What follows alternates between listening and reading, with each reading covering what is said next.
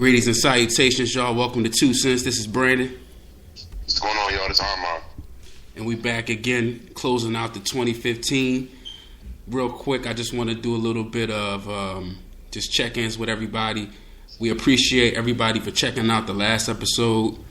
And don't hesitate to check us out on YouTube and on SoundCloud. We're back on both of those networks. And we just appreciate you, the listener. So, without further ado, we'll get into tonight's episode. We have another special guest. We've been fortunate to kind of just keep having consistent and thorough people on the show. And I'll let Miss Ashley introduce herself. Thank you, Brandon. Hi, my name is Ashley. I'm 29. I'm from Philly. Let me see. I have a son, so I'm a mother. I work in the public sector with a variety of different people. Actually, I'm a health inspector. And I think for now, I'll leave it at that. Nice. Well, we're glad you're on the show with us tonight. Thank you. Most definitely glad to have you. Thank you. And I'm going to throw a curveball. So, for both of y'all, this is something that was not talked about and discussed about this episode. But I just wanted to get your raw sentiments and thoughts on this. So recently, it's been some kind of uproar about the term female versus woman for women. Yeah, I heard about that. Yeah. It's offensive, right? Right. So they're saying it's a disrespectful term now, and I just wanted to kind of hear y'all thoughts on that. Because I thought it was kind of like a little extra.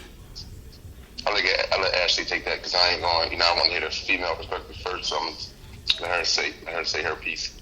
Okay, right, so the uproar is what exactly? Yes. Female versus woman. Right. So saying the word woman is seemed more socially respectful than saying that female or calling them, referring to a woman as a female. I think a female is just saying. Just distinguishing your gender. When you say woman, I think it encompasses a little bit more. When you think woman, you think adult, you think most likely mature. She's a woman, so you're thinking like a complete package per se. Right. That's at least what I think. Female just establishes that she's the opposite of a male. Any female. Like if you introduce your girlfriend, you would say, "This is my woman," not "This is my female," which is obvious if you can see the person. So I don't really think there's quite. I don't think anybody should be offended if that's the direction that it has taken. Yeah, I just kind of think it's been a little. Like I get it. Like when you're describing a man, you say a male if it's not personal. Mm-hmm. But it's come to a fever pitch now where it's like saying the word female is like saying the word, saying the B word. You know what I mean? Or calling a woman a whore, or it's just like... I don't think it's that far. I don't think it's that far. Right, like... Me personally, I wouldn't be offended. Yeah. What about you, man? My bad. Everybody's offended by everything. You already know we talked about that. PC. You're offended by everything. So it's like, come on. I can't say what people should be offended by. But to me, it's like I told you, remember I was running for office and I called this lady ma'am. And she went off. Don't call me ma'am. I'm like, what else am I supposed to say? I don't know your name. What's your name? Right. And she told me her name, but she was so mad. Oh, ma'am, I'm not old. I don't know what's going on with you, so. Right. Everybody's about everything, Even when you're trying to be respectful. I got the same thing, man. Like, I get it. Like, yeah, like, women are like, I'm not old. Like, I mean, I was raised by my grandmother, and my mom. You know what I mean? So it's like, that's just etiquette to me. It's not even about age. It's just a form of respect. Right. I'm just respecting you. I don't know your name, so it's just respect. Sir, man. Word.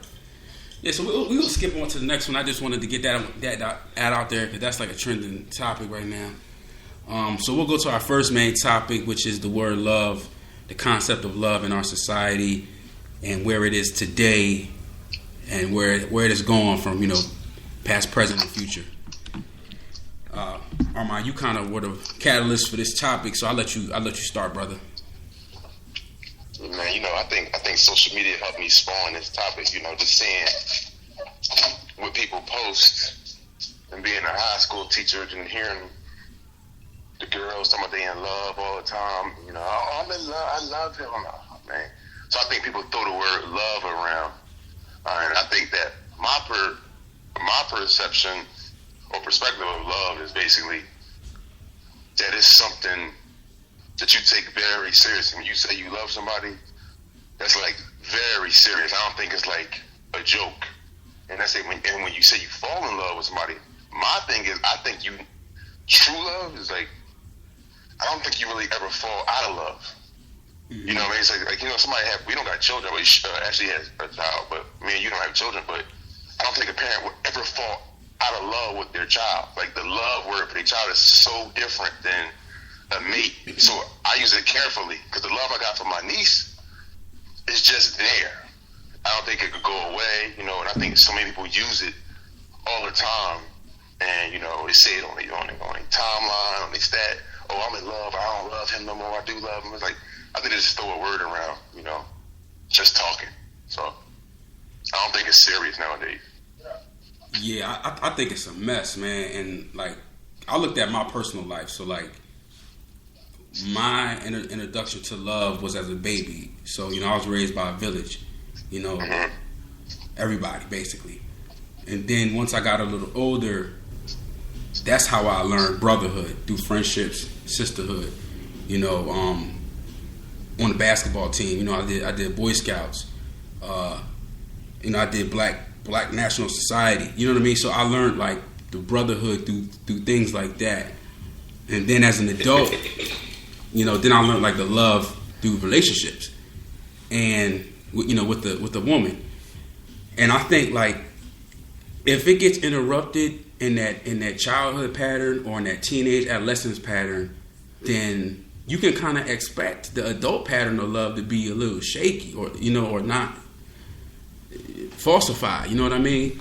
So not saying that as an adult I still struggle with love and relationships, but there is no I know what it is, you know what I mean? And I don't throw that term around, loosely. And I think with a lot of young people today, I think it's shaky because the foundation was built shaky. So, you have these younger people now and relationships now, and it's just like the word is dispensable. It's like you said, man, it's like LUV. It ain't LOVE. No, that ain't. Because like you said, like every person I fell in love with, whether it be sexual or a family relationship or a friend, like I still love that person. You said sexual. I mean, or a relationship wise, I meant intimately. Whether it's intimately, a brotherhood, or a friend or family. If I love that person, you never fall out of it. Even if I can't deal with you no more. You know what I mean? I can't mess with you no more. I can't. I'm not. We're not on the same energy level, wavelength. That don't mean I lose love for you. That's just. I'm resisting. Energy and behavior. But like you said, the love don't go nowhere. In my eyes. So. From you said you're a high school teacher? Mm-hmm. Okay. So like when you say he was a high school teacher, it kind of took me back to one of the interludes that's on the Miseducation at Lauryn Hill, where they're like in a classroom. Preach. And I don't know if the student says I love him, and the teacher is kind of like, do you really love him? Like, do you know what love is? It kind of took me back to that. So I think that there's a difference between love, being in love, and infatuation. Most young people, when they say they love somebody, they're just really infatuated with them. So they may be infatuated with how they look, how they talk, how they dress, how they treat them. They might be infatuated with just the idea of saying like, oh, like I love him. And some young women say love so the person that they're talking about can feel as though like, oh, like she loves me. Like she doesn't like me, she loves me. So I definitely think it is used in the wrong content. And I think that you don't really know what it is until you've experienced it on a couple different levels, whether it's been, you know, through relationships, whether you got your heart broken, whether you were the heartbreaker. I think it's kind of like you gotta experience it to know what it truly is. But when you love somebody, the first thing is it's selfless. So it's like you love them no matter if they ugly, big, tall, yellow, blue. I just love you. Mm-hmm. That's just what's happening here. Mm-hmm. When you're infatuated, I just love things about you. I don't love you. I just love some things about you. I don't really need you per se. I just like those. It's like a painting, like going to a museum. I just like the way you look or appeal to me right now. But if I love you, that's like I could throw paint on this painting and I would be like, I still love this painting. Right. So, but Armand, like for your students though, like I use a metaphor like love is like knowledge, right? Like you got to be shown it to know what it is. True. So very true. Which starts at home, per se, like most things. Right. Mm-hmm. And what happens sometimes as you get older, you get in relationships with people and you realize either one, they don't know how to love themselves, which means they don't know how to love you. Like, if you can't love yourself or you don't even have any type of concept of what true love is, how can I really expect you to love me? And a big issue is that I think is that people, I'm not saying people don't love themselves, but I think people, I am saying that a lot of people don't love themselves because their behaviors show it.